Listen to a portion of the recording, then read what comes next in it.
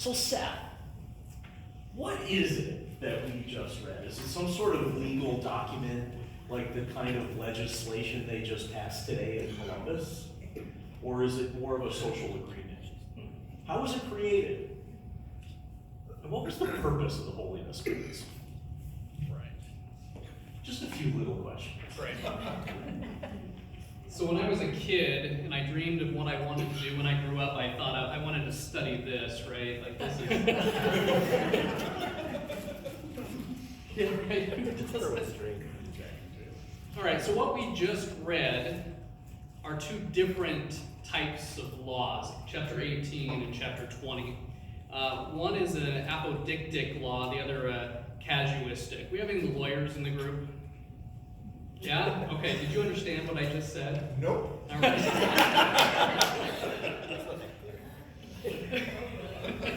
You didn't hear Ian, right? Apodictic means it's clearly established. And so you remember in chapter 18 it says don't do that because it's an abomination. So it's a law that's just stating you don't do that because it's an abomination. And I think Ian's going to go more into that, so I'm not going to steal any thunder there. On a casuistic, it's case law. So that obviously should resonate, right? So there's a moral precedent that's already been established within Leviticus. So this is law. Leviticus contains the law code of the priests, and so they're applying case law there. And so what we have are basically two different sexual codes, likely written by different authors that have been woven together. Okay? So you ask the question, is it some sort of legal document like legislation? Well, it comes to us from Leviticus, the name comes to us from Latin, and it literally means referring to the holiness law of the priests, of the tribe of Levi, right? So we had this one tribe, the Levites, and this was their holiness law. At least that's what it purports to be. So if you go through and you read it, most of it is God speaking to Moses, and then Moses gives the speech to the people, right?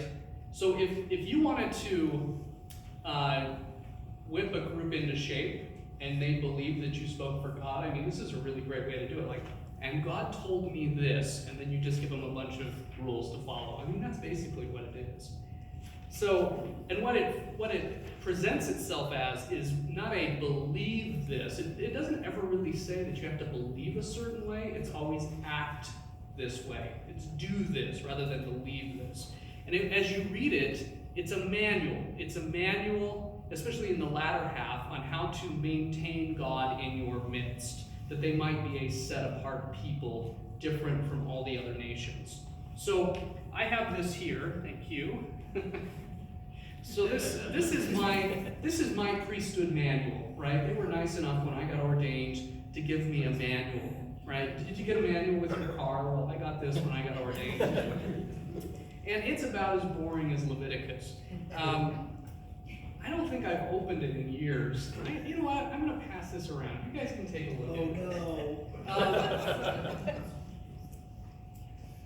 In Community of Christ, in my tradition, we try to, rather than give a long list of rules, we try to give positive affirmations to follow. So things like make responsible choices instead of don't drink, don't smoke, blah, blah, blah. But the honest truth is they still gave me a manual, right?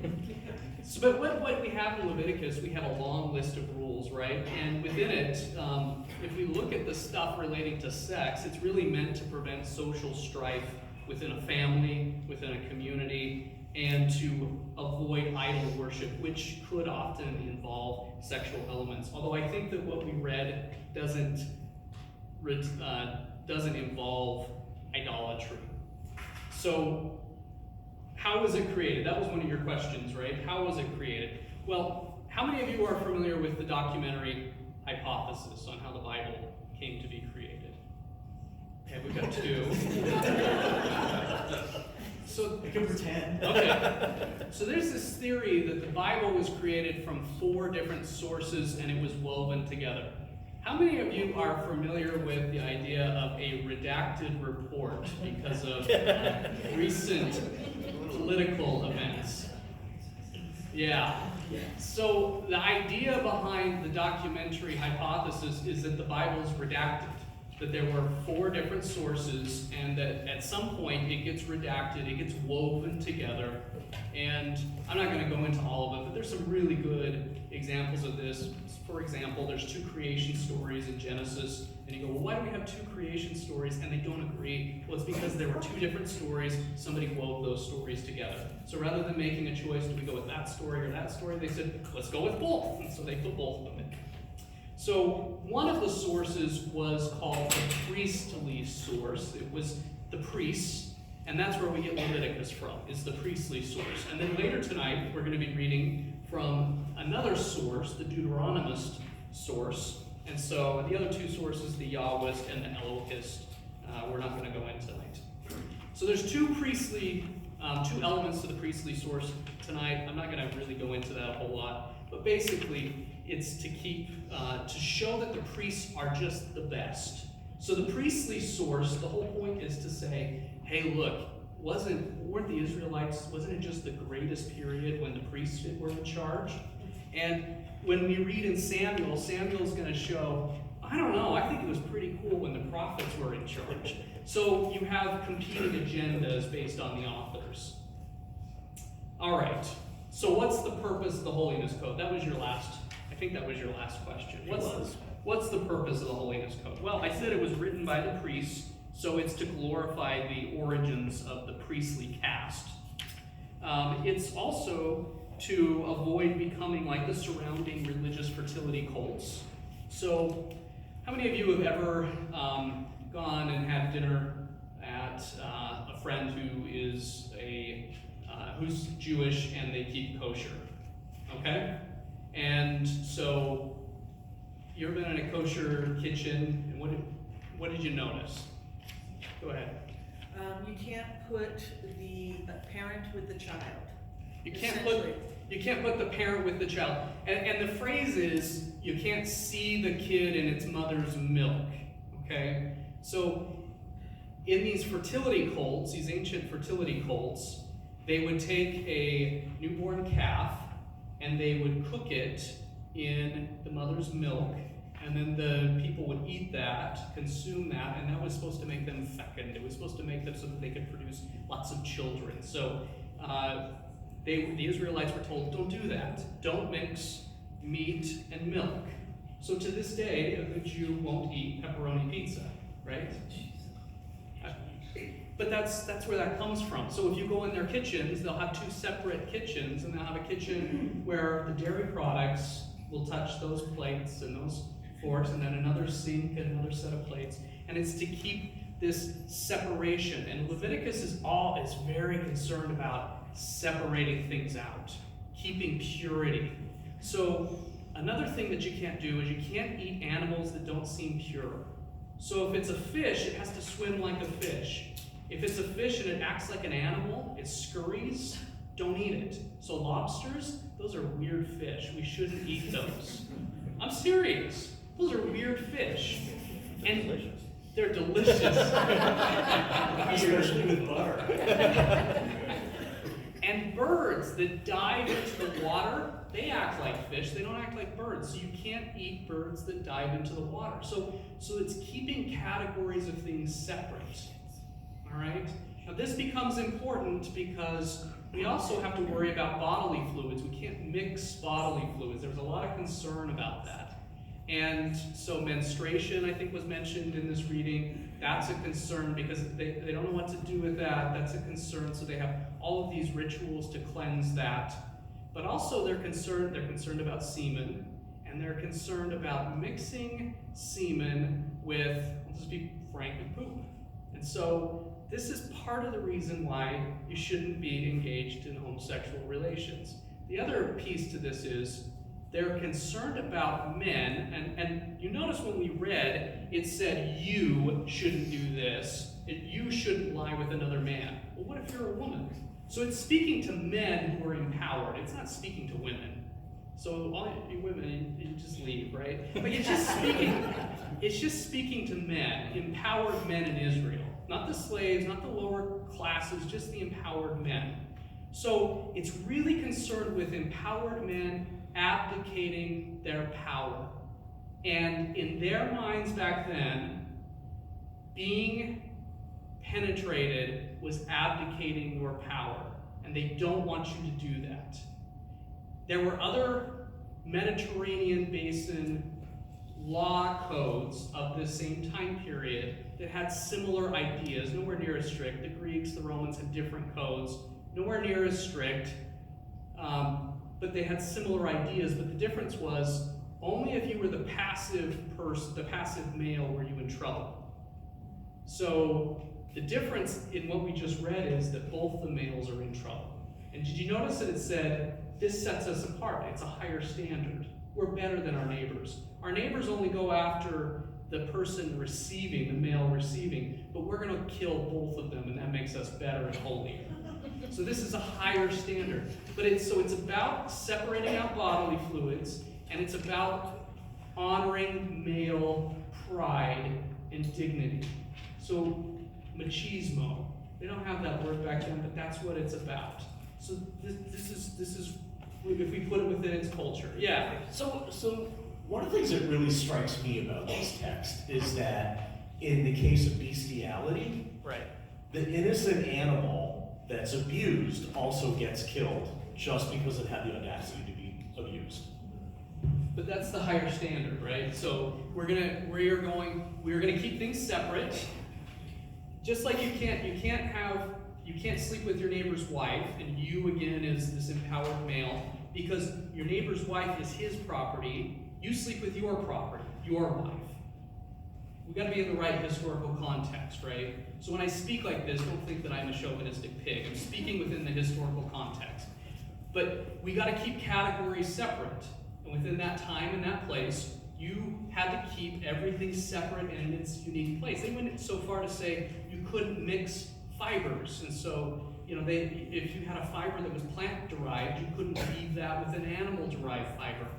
Very, very just maniacal about separating things out, and this purity code is about maintaining a holiness and a separateness from their neighbors. So yeah, the animal has to die too. But when you start to unravel this and what it means, you go, we've built our traditions on monogamy and heterosexual normativity all off of this code. It's kind of crazy, right? That I'm hoping this doesn't gonna work. But it sounds like what all this comes down to is trying to establish an identity, Yeah. right? That makes us different from them over there. Yeah. And they could have said, you only wear purple on Thursdays. And it would have been something that would set them apart. Right. So it feels like there's some arbitrariness to this. There is. So back when I was a good Mormon, 10, 11 years ago, I never drank iced tea or coffee, and I thought of it as almost like an anti-communion, right? Like in not drinking and in not partaking, it created an identity. I had a sense that I'm part of a community and not doing that. The problem that I see is when these arbitrary rules that develop identity end up hurting people. And the way that this has been used, these texts have been used throughout, for generations, centuries, have ended up hurting people. And so, if it was just like, hey, we're all gonna wear purple, I'd be like, that's cool. You could be the purple people, right? But it's a problem if it ends up hurting people. Cool, thank you. So, Ian, So- questions? Yeah, my quick question is, and it may have just been your phrasing, so based on this text here, it only applied to men of wealth, so like average people could have sex with anything they wanted and they weren't in trouble? Next question. or anybody they wanted, sorry. They probably would get in trouble, but the code doesn't speak to that. I mean, it speaks to men. Men could get in trouble, I think, but it doesn't really speak to it. So I can't say what the code doesn't say. Okay. So there's a lot of gray area I think we don't realize. Like, if you had a slave, and you could sleep with your slave, you could have concubines, you could do all sorts of things, and as long as it was your property and you weren't stepping on the property of somebody else, or you weren't raping or causing some sort of physical violence, it's okay. According to this. According to Leviticus. Now, as we get into Samuel, we can see that laws like this have their limits. And when we see the prophetic tradition and how Nathan stands up against David, there's actually something really powerful that comes out of that. I don't like lists of rules. I kind of chafe against lists of rules. And when we see how Nathan in a prophetic tradition stands up against David, he gives us something that could apply to everybody to have healthy relationships. And you could completely throw Leviticus out and just have this one parable that Nathan gives us. So I have a more broad question, going back to wearing purple on Thursdays, Okay? which I realize is just something made up, right? But there is some truth around the idea that for some people, the proper shade of purple becomes a thing, right? So what is it about our nature, and how does the Bible reflect this idea that somehow there's a more correct way, and those who are not as correct as I am are punishable? I'd love to have Tina answer that. So, Tina's wearing purple on Thursday. Yes, I am. I'm a purple. So she's wearing purple right And she's wearing Yes. purple, but it's not the right purple. And it's Thursday. And it's Yeah. Thursday. We set it up. Yeah. I'm not really sure, to be honest, how to answer that. I think that there are a lot of people who will just pull those pieces without having the basis for that. One of the things I wrote down today as I was thinking through things, that there's often people that we live in a time right now where we look for information that will affirm us and rather than inform us and educate us. And I think that we will pull those shades out when we say, this feels good. I'm gonna separate myself from this, and this feels better, so I'm gonna pull this shade out, and I'm gonna take these people with me, and go in that direction. And I think that that's just something that we just have a tendency to do because we wanna set ourselves up. We wanna be different. And we'll pull what we want to do that. The thing that's really fascinating about the Bible is it just shows over and over and over again how humans never really change. Yeah. So Lynn had a question. Folks in my congregation heard me preach a series, and so they'll expect me to remember what I preached, but it was a series based on the work of Jonathan Haidt. Has anyone read The Righteous Mind? I really recommend it. It's a good book. But his work demonstrates that there are these different sort of moral centers that we make decisions by, and that effectively liberals and conservatives are hardwired differently. And that folks who tend liberal on that scale, I mean, just to use this broadly, but people who tend that way tend to make decisions around, is it fair? Does it work out well for everybody? And that overrides everything else. Conservatives tend to have a balance through all of these moral centers, one of which is, one is about loyalty, respect, authority. Those are things that matter more. They don't not matter to liberals, but they matter more to conservatives because they take a broader scope across these things. It's just the way we approach situations. And so the idea of what is morally repugnant is more refined in some people than others, right? And so if those are the people who are in charge, they're going to define the rules very clearly. This is what you can do, this is what you can't do. And it has to do with identity and group identity. And in the ancient world, tribalism was survival, right? Your tribe mattered because they're the people who have your back.